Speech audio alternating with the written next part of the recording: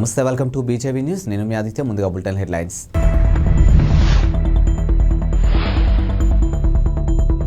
BRS శాసనసభాపక్ష నేతగా కేసీఆర్.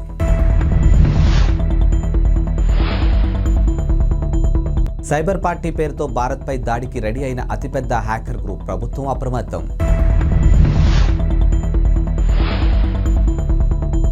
తెలంగాణ కొత్త IT మినిస్టర్గా శ్రీధర్బాబు మంత్రులకు శాఖలు కేటాయింపు. భారత రాష్ట్ర సమితి శాసనసభాపక్ష నేతగా మాజీ ముఖ్యమంత్రి కేసీఆర్ను ఆ పార్టీ ఎమ్మెల్యేలు ఎన్నుకున్నారు. ఈ మేరకు శనివారం ఉదయం తెలంగాణ భవన్లో బీఆర్ఎస్ ఎల్పీ మీటింగ్ జరిగింది. ఇక సీనియర్ లీడర్ కేశవరావు అధ్యక్షతన జరిగినటువంటి ఈ భేటీకి పార్టీ ఎమ్మెల్యేలు 38 మంది హాజరయ్యారు. ఇక శస్త్రచికిత్స కారణంగా మాజీ ముఖ్యమంత్రి గజ్వేల్ ఎమ్మెల్యే కేసీఆర్ గైర్హాజరు అయ్యారు. ఇటీవల జరిగిన అసెంబ్లీ ఎన్నికల్లో 39 స్థానాల్లో గెలుపొందిన బీఆర్ఎస్ శాసనసభలో ప్రధాన పక్షగా వ్యవహరించనుంది. ఈ నేపథ్యంలో పార్టీ శాసనసభాపక్ష నేతను ఎన్నుకోవడానికి శనివారం బీఆర్ఎస్ ఎమ్మెల్యేలు భేటీ అయ్యారు. ఈ మీటింగ్ను తమ లీడర్గా కేసీఆర్ను ఎన్నుకున్నామంటూ ఏకవాక్య తీర్మానం చేసి ఆమోదించారు. అనంతరం ఒకే బస్సులో ఎమ్మెల్యేలంతా అసెంబ్లీకి బయలుదేరి వెళ్లారు. భారతీయ వెబ్సైట్లు కీలకమైన మౌలిక సదుపాయాలపై సైబర్ దాడి చేయబోతున్నట్లు ప్రపంచంలోని అతిపెద్ద హ్యాకర్ గ్రూపులో ఒకటిగా ప్రకటించింది. అప్రమత్తమైనటువంటి కేంద్ర మంత్రిత్వ శాఖలు, ప్రభుత్వ ఏజెన్సీలు అన్ని వ్యవస్థను అప్రమత్తం చేశాయి. ఇక అనధికారిక యాక్సెస్ను నిలువరించే చర్యలు తీసుకోవాలని సూచించాయి. ఇక భద్రతను మెరుగుపరచడంతో పాటు cyber hygiene standards, operating procedures కట్టుబడి ఉండాలని, హ్యాకింగ్ నుంచి డేటాను రక్షించుకునేందుకు అవసరమైన చర్యలు చేపట్టాలని సూచించాయి. ఇక హ్యాకింగ్ గ్రూప్ ప్రధాన లక్ష్యం ఆరోగ్యం, సైబర్ మౌలిక సదుపాయాలు కావచ్చని కేంద్ర ఏజెన్సీలు అంచనా వేస్తూ ఉన్నాయి. పాకిస్తాన్, ఇండోనేషియాకు చెందినటువంటి హ్యాకర్ గ్రూపులు తమ టెలిగ్రామ్ ఛానల్ ద్వారా ఈ నెల 11న సైబర్ పార్టీకి దిగుతున్నట్లు ప్రకటించాయి. ఈ టెలిగ్రామ్ ఛానల్లో 4000 మందికి సభ్యత్వం కలిగి ఉన్నారు.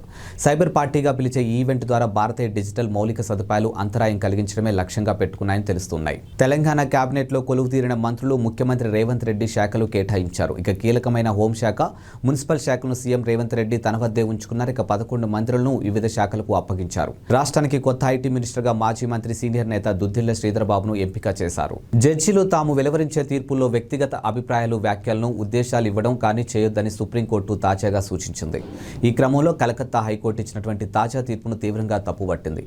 లైంగిక కోరికలను నియంత్రించుకోవాలంటూ, టీనేజ్ బాలికలను, మహిళలను గౌరవించడం నేర్చుకోవాలంటూ టీనేజ్ బాలులకు కలకత్తా హైకోర్టు తన తీర్పులో పేర్కొంది. అవి అనవసరమైన, తీవ్ర, అభ్యంతరకరమైన వ్యాఖ్యలంటూ justice Abhay, okay, justice Pankaj Mittal సభ్యులుగా ఉన్నటువంటి ధర్మసానం ఆగ్రహం వ్యక్తం చేసింది. ఆర్టికల్ 21 ప్రకారం ఇటువంటి కామెంట్స్ కిషోరాప్రాయాలు హక్కులు ఉల్లంఘన పరిధిలోకి వస్తాయని సర్వోన్నత న్యాయస్థానం కేసును జనవరి 4కు వాయిదా వేసింది. ఈ కేసు పూర్వపరాపంలోకి వెళితే తనని పెళ్లి చేసుకోవాలని ఒత్తిడి చేసేందుకు నిందితుడు మహిళను కిడ్నాప్ చేశాడని, అయితే ఈ కేసులో నిందితుడికి ఫాక్సో చట్టం సెక్షన్ 6 ప్రకారం శిక్ష విధించడాన్ని సవాలు చేస్తూ దాఖలైన పిటిషన్ విభజన సందర్భంగా కలకత్తా హైకోర్టులోని జస్టిస్ చిత్తరంజన్ దాస్, జస్టిస్ పార్థసారథి సేన్ ధర్మసానం ఈ అభ్యంతరకర వ్యాఖ్యలు చేసింది. కాంగ్రెస్ అగ్రనేత సోనియా గాంధీ ఈ రోజు పుట్టినరోజు జరుపుకుంటున్నారు. ఈ రోజు ఆమె 77వ జన్మదినం. ఈ సందర్భంగా రాజకీయ పార్టీలకు అతీతంగా ఆమెకు ప్రముఖులు శుభాకాంక్షలు తెలుపుతున్నారు. ఇక ప్రధాని మోదీ కూడా ఆమెకు గ్రీటింగ్స్ తెలియజేశారు. ఎక్స్ వేదికగా మోదీ స్పందిస్తూ సోనియా గాంధీకి పుట్టినరోజు శుభాకాంక్షలను ట్వీట్ చేశారు. ఇక ఆమెకు సంపూర్ణమైన ఆరోగ్యవంతమైన జీవితాన్ని ప్రసాదించాలని దేవుణ్ణి ప్రార్థిస్తున్నానని చెప్పారు. మరోవైపు ఇటీవలే కొంత అనారోగ్యానికి గురైన సోనియా గాంధీ పొలిటికల్గా మళ్లీ యాక్టివ్ అయ్యారు. ఇక రేవంత్ రెడ్డి ప్రమాణ స్వీకారానికి కూడా ఆమె తరలివచ్చారు. అతిపెద్ద ఆర్థిక వ్యవస్థ రూపాంతరం చెందినటువంటి చైనా క్రమంగా అప్పుల్లో కూరుకుపోతుందా? ఇక కరోనా తర్వాత దాని అప్పు తడిసి మోపెడవుతుందా అంటే అవుననే అంటున్నారు. ఇక అంతర్జాతీయ ద్రవ్యనిధి, ట్రేడింగ్ ఎకనామిక్స్ గణాంకాలు అవుననే చెప్తూ ఉన్నాయి. ఇదే బాటలో పలు అభివృద్ధి చెందినటువంటి దేశాలు కూడా ఉండడం గమనార్హం. ఇక కరోనా మహమ్మారి సంక్షోభ సమయంలో ఆర్థిక వ్యవస్థకు మద్దతుగా తీసుకున్నటువంటి చర్యలు ప్రపంచం మొత్తాన్ని అప్పుల్లో పడేశాయి. ఇక ప్రభుత్వ రుణాల స్థాయి విపరీతంగానూ పెరిగింది. అంతేకాదు అభివృద్ధి చెందినటువంటి అనేక దేశాలు ఆర్థిక వ్యవస్థలో 2021 నాటికి వాటి స్థూల జాతీయోత్పత్తి 100% పైగా ప్రభుత్వ రుణాలు కలిగి ఉండడం పరిస్థితి తీవ్రతకు అద్దం పడుతుంది. ఇక్కడ సంతోషించాల్సిన విషయం ఏంటంటే వృద్ధి తిరిగి పుంజుకోవడంలో ప్రపంచవ్యాప్తంగా సగటు ప్రజారుణం కొంతమేరకు తగ్గింది. ఈ విషయంలో ద్రవ్యోల్బణం కూడా కీలక పాత్ర పోషిందనే చెప్పాలి. కొన్ని పన్ను రాబడులు పెంచడం ద్వారా రుణం, జీడీపీ మధ్య నిష్పత్తిని తగ్గించుకోవడం సాయపడింది. తెలంగాణ 3వ శాసనసభ ప్రాంటెం స్పీకర్గా ఎంఐఎం ఎమ్మెల్యే అక్బరుద్దీన్ ఓవైసీ ప్రమాణ స్వీకారం చేశారు. ఇక శనివారం రాజ్భవన్లో జరిగినటువంటి కార్యక్రమంలో గవర్నర్ తమిళిసై ఎమ్మెల్యే అక్బరుద్దీన్తో ప్రమాణం చేయించారు. అల్లా సాక్షిగా అక్బరుద్దీన్ తన బాధ్యతలు నిర్వహిస్తానంటూ ప్రమాణం చేశారు. ఈ కార్యక్రమానికి ముఖ్యమంత్రి రేవంత్ రెడ్డి, మాజీ స్పీకర్ పోచారం శ్రీనివాస్ రెడ్డి హాజరయ్యారు. ఇక మంత్రులు డి శ్రీధర్బాబు, తుమ్మల నాగేశ్వరరావు, సీతక్క, మాజీ మంత్రి బీఆర్ఎస్ నేత హరీష్ రావు కూడా ఈ కార్యక్రమంలో పాల్గొన్నారు. ఇక ఆర్టికల్ 178 ప్రకారం శాసనసభ కొత్త స్పీకర్ను ఎన్నుకునే వరకు ప్రాంటెం స్పీకర్ స్పీకర్గా అక్బరుద్దీన్ సేవలు అందిస్తారంటూ గవర్నర్ ఓ నోటిఫికేషన్ విడుదల చేశారు. ఇక అసెంబ్లీలో అందరికంటే సీనియర్ సభ్యుడు కావడంతో అక్బరుద్దీన్కి ప్రాంటైమ్ స్పీకర్ బాధ్యతలు దక్కాయి. ఇక నేడు జరగనున్న శాసనసభ తొలి సమావేశంలో కొత్తగా ఎన్నికైన ఎమ్మెల్యేలతో ప్రాంటైమ్ స్పీకర్ ప్రమాణ స్వీకారం చేయిస్తారు. ప్రకాశం జిల్లా మద్దిపాడు మండలంలో మల్లవరంలోని కందుల ఓబుల్రెడ్డి జలాశయానికి చెందినటువంటి రెండో గేటు అడుగుబారం కొట్టుకుపోయింది. ఇప్పటికే ఓ గేటు కొట్టుకుపోయి ఏడాదికి పైగా గడిచిపోగా శుక్రవారం రాత్రి 8:45 ప్రాంతంలో మరో గేటు విరిగి కొట్టుకుపోయింది. దీంతో రిజర్వాయర్లోని నీళ్లు సముద్ర పాలవుతున్నాయి. గుండ్లకమ్మ జలాశయం కింద కుడి ఎడమ కాలువల పరిధిలో దాదాపు 80,000 ఎకరాలు ఆయకట్టు ఉంది. ఇక రిజర్వాయర్లో చేపల వేటపై 2,000కు పైగా మత్స్యకార కుటుంబాలు ఆధారపడి ఉన్నాయి. ఇక గుండ్లకమ్మ పూర్తి సామర్థ్యం 3.8 టీఎంసీలు కాగా గత ఏడాది ఆగస్టులో మూడో గేటు కొట్టుకుపోయే నాటికి జలాశయంలో 3 టీఎంసీలు నీళ్లు ఉన్నాయి. గేటు కొట్టుకుపోయాక రిజర్వాయర్లోని 1.5 టీఎంసీల నీరు సముద్రంలోకి పోయింది. శ్రీకాకుళం జిల్లా గారా ఎస్బీఐలో బంగారం వ్యవహారంలో క్లారిటీ వచ్చింది. ఇక బ్యాంకులో ఉద్యోగులే బంగారాన్ని మాయం చేశారని తేలింది. ఈ బంగారాన్ని మాయం చేయడంలో కీలక సూత్రధారి కిరణ్ బాబును అని తేల్చేశారు. ఇక 7 నిందితులను అరెస్ట్ చేశారు.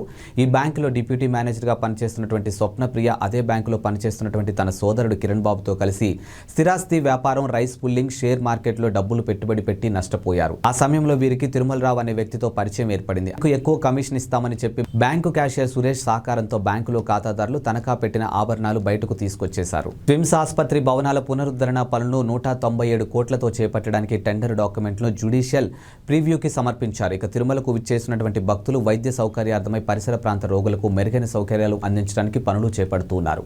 ఈ ప్రాజెక్టు పనులకు సంబంధించిన ఏవైనా అభ్యంతరాలుంటే ఈ నెల 18వ తేదీ సాయంత్రం 5 గంటలలోపు తెలియచేయాలని కోరారు. ఈ ప్రాజెక్టు పనులకు సంబంధించి ఏదైనా సలహాలు, అభ్యంతరాలు తెలియచేయాలనుకుంటే ఏపీ జ్యుడిషియల్ ప్రివ్యూ @gmail.com తెలియచేయాలని కోరారు. గ్రిల్స్ తెరిచి ఉండడంతో లిఫ్ట్ వచ్చిందనుకుని లోపల కాలు పెట్టిన ఓ డెలివరీ బాయ్ 4వ అంతస్తు నుంచి లిఫ్ట్ పై పట్టాడు. ఆ తర్వాత లిఫ్ట్ పైకి రావడంతో అతడు స్లాబ్ కింద నలిగిపోయి దుర్మరణం చెందాడు. రంగారెడ్డి జిల్లా పటాన్చెరులో ఈ షాకింగ్ ఘటన వెలుగులోకి వచ్చింది. ఇక పోలీసులు తెలిపిన వివరాల ప్రకారం జేమ్స్ అనే వ్యక్తి తన భార్య పిల్లలతో కలిసి మయూరి నగర్లో నివాసం ఉంటున్నాడు. అతడు డెలివరీ బాయ్గా పనిచేస్తూ ఉంటాడు. గురువారం అతడు ఓ పార్సెల్ డెలివరీని వెనక్కు తీసుకునేందుకు అశోక్ నగర్లోని నివాస్ టవర్స్కు వెళ్లాడు. 4వ అంతస్తులోని ఓ ఫ్లాట్ నుంచి పార్సెల్స్ను తీసుకుని తిరిగి వస్తుండగా లిఫ్ట్ గ్రిల్స్ తెరిచి ఉంది. ఆ సమయంలో ఫోన్లో మాట్లాడుతున్న అతడు లిఫ్ట్ పైకి రాని విషయాన్ని గమనించక లోపలికి కాలు పెట్టడంతో మొదటి అంతస్తులో ఉన్నటువంటి లిఫ్ట్ పై భాగంలో పట్టాడు. ఆ తర్వాత లిఫ్ట్ పైకి వెళ్లడంతో అతడు స్లాబ్ కింద పడి నలిగి దుర్మరణం చెందాడు. అయితే లిఫ్ట్ 3వ అంతస్తులో ఆగిపోవడంతో మరమ్మతులు చేసేందుకు వచ్చినటువంటి మెకానిక్ జేమ్స్ మృతదేహాన్ని గుర్తించి పోలీసులకు సమాచారం అందించాడు. ఇక కేసు నమోదు చేసుకున్న పోలీసులు ఘటనపై దర్యాప్తు ప్రారంభించారు. టీడీపీ జాతీయ ప్రధాన కార్యదర్శి నారా లోకేష్ చేపట్టిన యువగలం పాదయాత్ర మీచౌంగ్ తుపాను కారణంగా తాత్కాలికంగా నిలిచిపోయిన సంగతి అందరికీ తెలిసిందే. ఇక తుఫాను ప్రభావం ముగియడంతో లోకేష్ పాదయాత్ర మళ్లీ మొదలు కానుంది. ఇక రేపు పిఠాపురం నియోజకవర్గంలోని శీలంవారి పాకల జంక్షన్ నుంచి యువగలం కొనసాగించనున్నారు. ఇక లోకేష్ ఈ ఏడాది జనవరి 27న చిత్తూరు జిల్లా కుప్పంలో పాదయాత్ర ప్రారంభించారు. 400 రోజుల్లో 4,000 కిలోమీటర్లు నడవాలని లక్ష్యంగా నిర్దేశించుకున్నారు. ఇప్పటి వరకు 216 రోజులు 2,974 కిలోమీటర్లు దూరం నడిచారు. ముఖ్యమంత్రి రేవంత్ రెడ్డి కీలక నిర్ణయం తీసుకున్నారు. ఇక తెలంగాణ ఉద్యమకారులపై కేసులు ఎత్తివేతకు సంబంధించి ప్రక్రియను ప్రారంభించాలని పోలీస్ శాఖను రేవంత్ ఆదేశించారు. ఇప్పటికే 6 గ్యారెంటీలతో రేపటి నుంచి 2టిని అమలు చేస్తామని ప్రకటించారు. మరోవైపు ఈ రోజు ప్రజా దర్బార్ను ప్రారంభించారు. ఈ రోజు మరో కీలక నిర్ణయం తీసుకున్నారు. ఇక తెలంగాణ ఉద్యమం సమయంలో పాల్గొన్నటువంటి ఉద్యమకారులపై నమోదైన కేసులను ఎత్తివేయాలన్నట్లు తెలిపారు. ఇక 2009 నుంచి 2014 జూన్ 2వ తేదీ వరకు నమోదైన కేసుల వివరాలను ఇవ్వాలని అన్ని జిల్లాల ఎస్పీలకు, డీజీపీలకు ఆదేశాలు జారీ చేశారు. వివరాలు వచ్చిన వెంటనే ఉద్యమకారులపై నమోదైన కేసులను ఎత్తివేయనున్నారు ముఖ్యమంత్రి నిర్ణయం పట్ల ఉద్యమకారులు, ప్రజలు హర్షం వ్యక్తం చేస్తూ ఉన్నారు. టీడీపీ అధినేత చంద్రబాబు నేడు తుఫాను ప్రభావిత ప్రాంతాల్లో పర్యటించారు. ఇక రైతుల సమస్యలను ప్రత్యక్షంగా వీక్షించారు. గుంటూరు జిల్లా వేమూరు నియోజకవర్గం అమృతాలూరులో మీచౌంగ్ తుఫానుతో నష్టపోయినటువంటి పంట పొలాలను ఆయన పరిశీలించి రైతులతో మాట్లాడారు. తుఫానుతో పంట నష్టపోయిన రైతులు కన్నీరు పెడుతుంటే ముఖ్యమంత్రి జగన్ రెడ్డి బాధ్యతారాహిత్యంగా వ్యవహరించడం సిగ్గుచేటని మండిపడ్డారు. తెనాలి నియోజకవర్గంలోని వరి, అరటి, మినుమ, పెసలు వంటి పంటలు దెబ్బతిన్నాయని 30,000 ఎకరాల్లో 80% పంట నష్టం జరిగిందని పేర్కొన్నారు. ఇక వేమూరు నియోజకవర్గంలో 90,000 ఎకరాల్లో పంట సాగు చేస్తే 90% పంట నష్టపోయారని, వరి అంత నేల కొరిగిందని, ఎకరాకు 50,000 ఖర్చు చేశారు కాగా ఇవాళ ప్రతి రైతు కంట నీరే అని పేర్కొన్నారు. ఇంతవరకు అధికారులు కానీ ఎవరైనా వచ్చారని ప్రశ్నించారు. ముఖ్యమంత్రి భూమి మీద తిరగకుండా ఆకాశంలో తిరుగుతున్నారని ఎద్దేవా చేశారు. ఇవి వాల్టి బులెటిన్ అప్డేట్స్. మరో బులెటిన్తో మళ్ళీ కలుద్దాం. అంతవరకు సెలవు. నమస్కారం.